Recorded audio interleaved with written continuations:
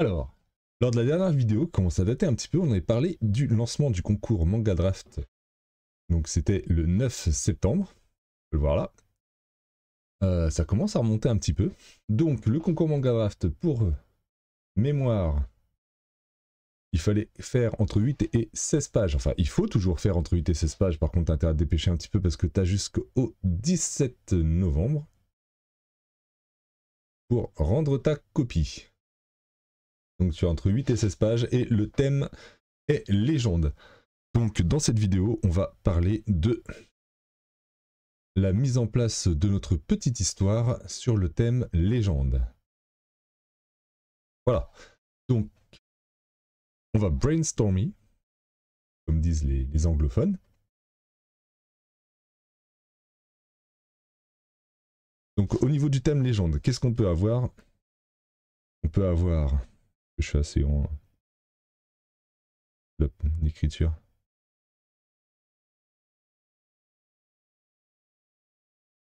Donc légende. On peut avoir un personnage qui serait légendaire, ou qu'il devient.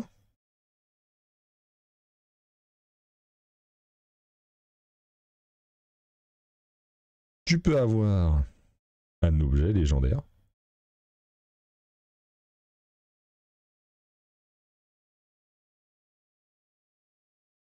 Ou tu peux avoir, j'écris gros,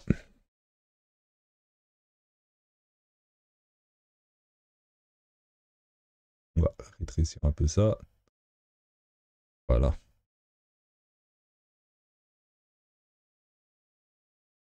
Oh, sapristi. Tu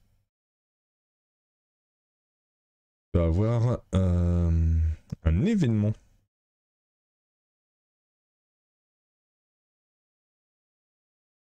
Donc un personnage légendaire, ça peut être un héros, ça peut être une divinité,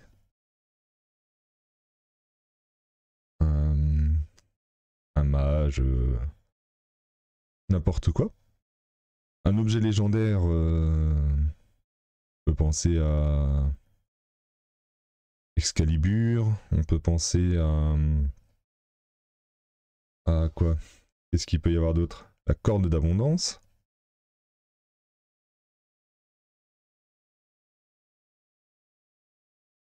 Qu'est-ce qu'il va y avoir d'autre? Le Graal. Par des trucs comme une pierre à souhait. Le puits aussi. Mais ça, le puits des souhaits, c'est déjà pris par un auteur qui s'appelle Pacha pour... comment il s'appelait ça? Comment il s'appelle ce manga? J'ai oublié. Ah! Ah, le trou de mémoire. C'est terrible. Je l'ai pu. Je mettrai une incrustation. J'ai oublié. Un événement, on peut penser à la bataille des Thermopyles. Donc, je vais mettre 300 parce que c'est ce que ça raconte.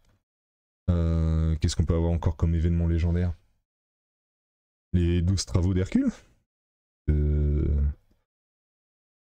qui vont au final rejoindre un peu la partie légendaire héros-divinité.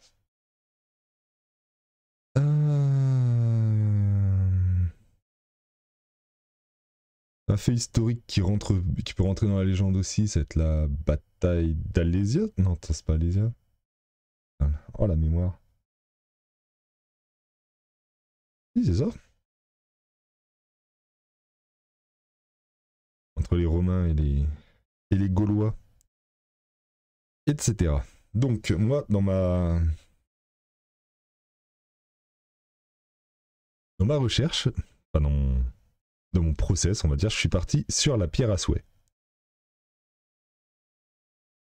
Pourquoi la pierre à souhait? Parce que je me suis dit que c'est quelque chose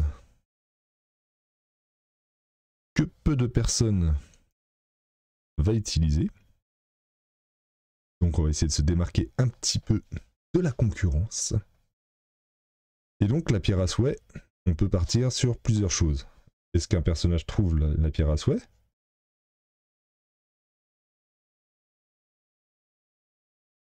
peut penser au médaillon des chasseurs de trolls que trouve Jim Dulac. Si t'as pas regardé, pardon, Chasseur de trolls, jette un œil, c'est fait par Guillermo del Toro et c'est vraiment sympathique. Qu'est-ce qu'on peut faire d'autre? Ça peut être un objet qui se transmet de génération en génération.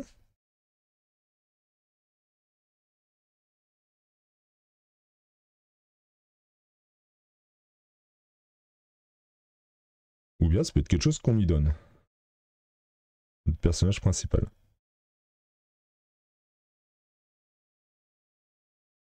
Donc, moi je te donne toujours mon cas.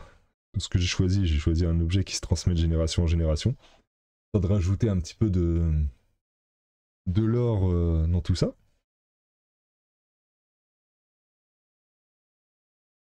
Donc ce fameux objet qui se transmet de génération en génération, on va dire qu'il peut se transmettre soit à la mort, soit quand une nouvelle génération arrive, c'est elle qui hérite de l'objet. Moi je suis parti là-dessus. Donc pour moi c'est la pierre. Pierre à souhait se transmet de mère en fille. Que j'ai choisi comme ça. C'est tout.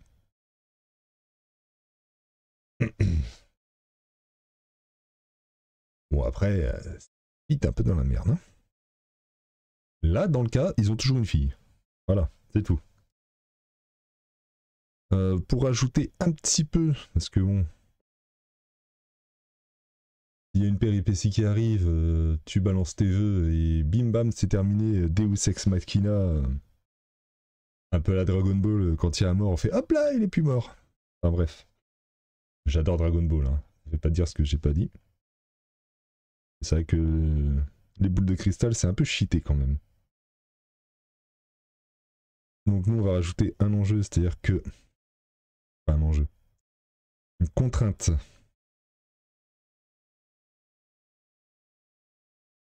Qui fait que... Un souhait entraîne un événement négatif.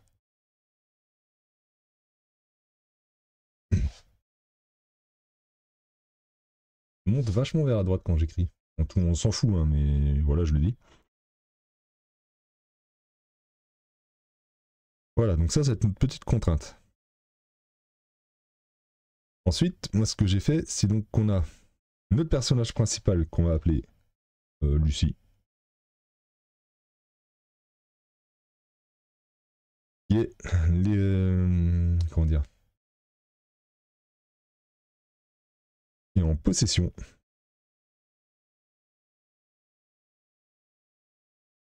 de la pierre. Un grand P pour Pierre, hein. On va pas se fatiguer outre mesure.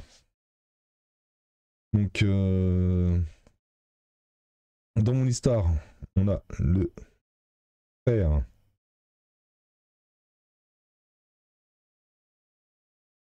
de Lucie qui disparaît dans les bois.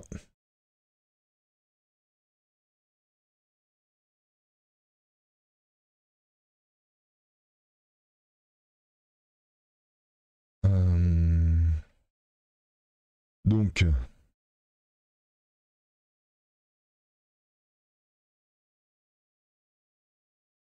les parents de Lucie lui demandent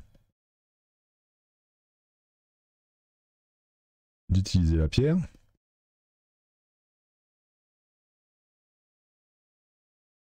Mais Lucie a les effets négatifs. Forcément. Donc là, il y a toute une phase de doute, etc. On peut ajouter que l'action se passe dans le passé. J'ai pas de date très définie. Hein. Ça peut être Moyen-Âge, début Renaissance, quoi. De toute façon, c'est des... On va faire des paysans, comme ça, niveau tenue vestimentaire, je vais te dire un gros raccourci, peut-être une grosse dinguerie s'il y a des historiens parmi vous, désolé. Nota bene si tu passes par là. Je vais faire des paysans, comme ça, au niveau tenue vestimentaire, je pense qu'on est évolué des masses, hein, j'imagine. Et comme ça m'évitera de me prendre la tête. Donc, Moyen-Âge, début Renaissance, donc dans un village en bordure de forêt réputée maudite. Voilà, on rajoute un petit peu d'enjeu à notre histoire. Hein. Voilà, et donc notre histoire va se dérouler comme ça. Alors, qu'est-ce qui va se passer dans notre histoire? Donc, le petit frère de Lucie disparaît. Lucie, ses parents et tout le reste du village partent à sa recherche dans les bois, recherche qui s'avère complètement infructueuse. Et donc, les parents de Lucie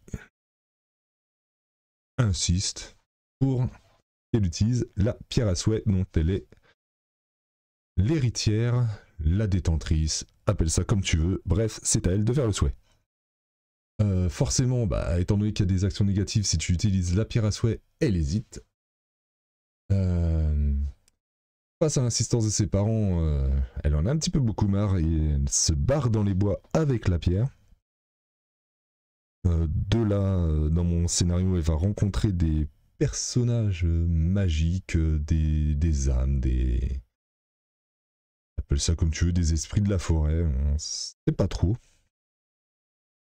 Et elle va comprendre que le souhait ne doit pas être fait à des fins personnelles, ou du moins, comment dire, enfin que les souhaits que permet de réaliser la pierre à souhait n'est pas exactement de la nature de ce dont tout le monde pense qu'elle est. Cette phrase est complètement construite à l'arrache, je te l'accorde. Donc de là, bon, on va finir sur un happy ending, hein, je te dis tout de suite. Et voilà pour la genèse de notre petite histoire. Donc je te referai une vidéo pour tout ce qui va être la génération d'une planche. Alors que tu vois comment on part du script, parce que là t'as une ébauche, on va dire, avec tout ce que je viens de te dire qui est noté. Noté maintenant, hein, parce que j'ai commencé à faire mes planches. Si tu veux tout savoir, je suis à la moitié de l'ancrage. Donc là, on va refaire une petite vidéo pour tout ce qui va être sur la création d'une planche. Et puis voilà.